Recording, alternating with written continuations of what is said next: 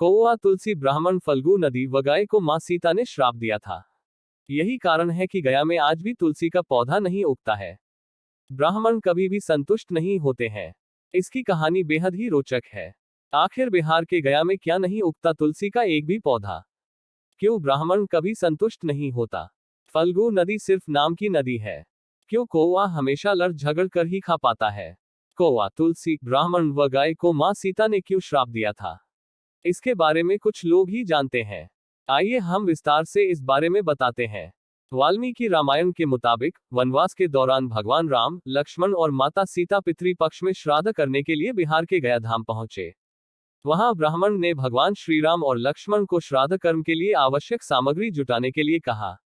इस पर भगवान राम व लक्ष्मण नगर की ओर सामान लाने के लिए निकल पड़े।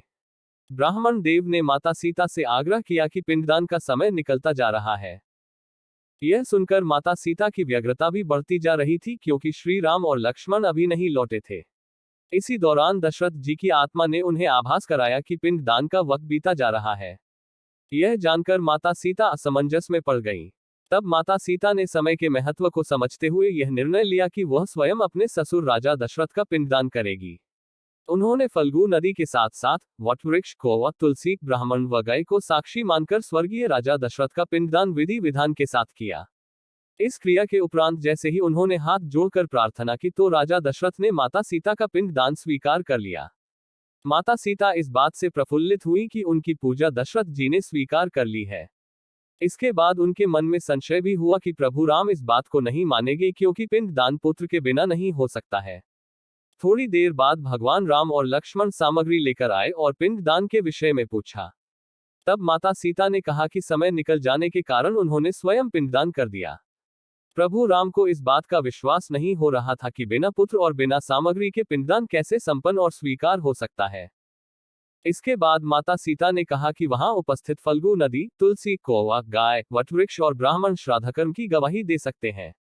भगवान राम ने जब इन सब से पिंडदान किए जाने की बात सच है या नहीं पूछा, तब फल्गु नदी, गाय, कौवा, तुलसी और ब्राह्मण पांचों ने प्रभु राम का क्रोध देखकर झूठ बोल दिया कि माता सीता ने कोई पिंडदान नहीं किया है।